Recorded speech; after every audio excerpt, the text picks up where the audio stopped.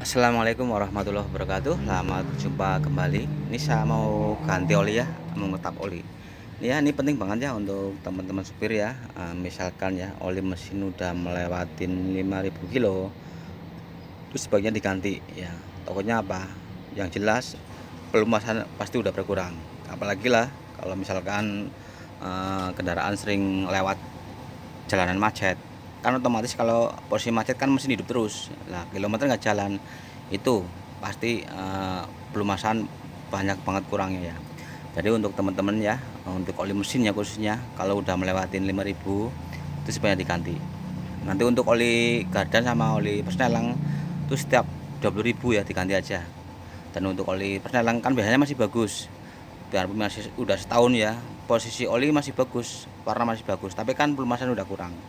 Jadi untuk oli transmisi atau oli persneling sama oli gardan itu sebaiknya kalau udah 20.000 lewat itu diganti aja. Untuk oli mesin itu setiap 5.000 ya sebaiknya diganti. Jangan sampai terlalu kelewat jauh ya. Nanti sayang ya, nanti komponen mesin banyak kerusakan ya. Soalnya ini kan penting banget buat pelumasan. Ini mau saya tap dulu ya olinya.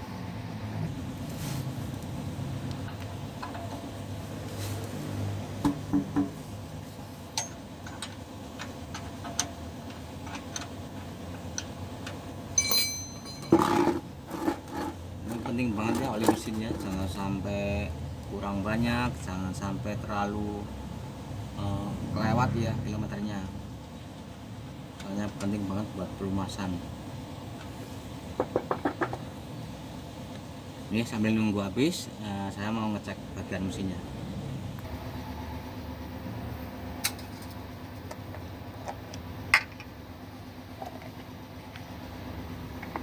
Ini ya sambil nunggu olinya habis ya, itu kita ini waktu ya kita gunakan buat ini ngecek-ngecek bagian mesin ya. Ini penting banget ya. Daripada kita nggak ada kerjaan sambil nunggu olinya habis semua, kita cek bagian-bagian mesin yang penting nih. Pertama nih kita cek ini kipas ya. Kalau kipas atau daun kipas kita puter enteng, lancar banget ya tuh. Misalkan lancar ya, ini sebaiknya dibuka. Ini di dalamnya ada ini, ada olinya ya, ada pelumasnya. Kalau beli aja ini oli silikon gitu, oil silikon. Nanti untuk yang jualan udah tahu ya buat kipas nih. Ini kan masih keset nih, ini bagus. Tapi kalau diputar lancar itu enteng lah, itu berpengaruh sama mesin ya. Kadang-kadang kan ini ya, kadang-kadang temperatur naik itu penyebabnya banyak, bisa mungkin radiator ya banyak sumbatan. Kadang juga ini kipasnya nih, kalau kipasnya lancar ini kan diputar masih kesetu,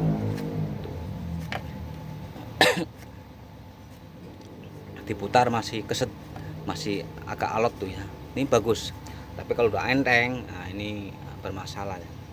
Terus cek juga ya, misalkan temperatur sering naik itu air radiator ya. Kalau misalkan di tandon ya atau di reservoir itu kosong, kita harus ini tetap teliti ya. Pertama nih tutupnya, nah untuk tutup radiator misalkan di sini banyak bercak warna kuning ya seperti karat ya, ini berarti tutupnya rusak nih. Terus yang penting di sini nih water pump nih, kalau ngecek water pump rembes atau enggaknya itu jangan dari atas ya, dari kolong, dari bawah. Soalnya kalau di atas nggak bakal kelihatan. Ini kan banyak ini ya, ketuban tali kipas, puli, nggak bakal kelihatan. Soalnya tempatnya kan sempit ya di bagian bawah. Jadi kalau mau ngecek water pump itu dari bawah ya. Kalau misalkan ada bercak warna kuning seperti aliran air itu berarti rembes. Itu penting banget. Ya, terus ini, terus tali kipas nih atau fan belt ya. Usahakan ya teman-teman pas ada waktu luang apa pas ganti oli terus sambil nunggu olinya habis kita cek bagian mesin ya. Kalau ngecek tali kipas atau fan belt jangan dari atas ya. Kalau dilihat dari atas bagus, nggak ada yang terkelupas, nggak ada yang maksudnya nggak ada pecah-pecah, nggak. Kalau ngecek cara kayak gini nih, nah, dipegang pelintir, nah, dilihat bagian dalamnya ya. Kalau misalkan pecah-pecah sebaiknya diganti. Tapi kalau masih mulus nggak usah. Terus cek ya, kalau terlalu kendor juga kita kencangin lagi. Soalnya apa, kalau misalkan pecah-pecah dibiarin, takutnya lepas atau putus. Kalau lepas atau putus jatuh nggak masalah ya, tapi takutnya lepas atau putus masuk ke ini baling-baling. Nanti kalau udah masuk baling-baling ini, akhirnya radiatornya bisa rusak nih karena putaran nih ya, karena ini lepas atau putus ya. Sebaiknya kalau untuk ngecek tali kipas atau fan belt tuh di pelintir ya, dilihat bagian dalamnya. Kalau pecah sebaiknya diganti. Ini kan juga harganya nggak mahal ya, ini harganya nggak nyampe 50.000 ini, tapi ini penting banget ya. Ini kayaknya udah ini ya, udah habis olinya nih. Ini ya, baut kita pasang lagi.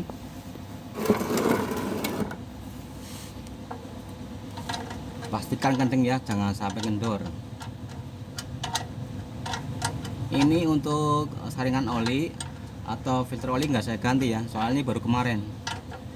Jadi untuk filter oli atau saringan oli itu sebaiknya kalau udah 10.000 km ya, udah kelewat ya, maksudnya udah 10.000 itu sebaiknya diganti.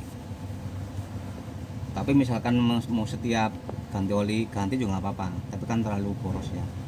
Paling enggak pokoknya setiap 10.000 diganti aja. Ini baru kemarin ya, baru 5.000 berapa nih, jadi belum waktunya ganti. Dan untuk saringan bahan bakar itu setiap 20.000 diganti. Untuk saringan oli atau filter oli setiap 10.000, dan untuk saringan bahan bakar itu paling enggak setiap 20.000. Ya, olinya mau saya isi nih.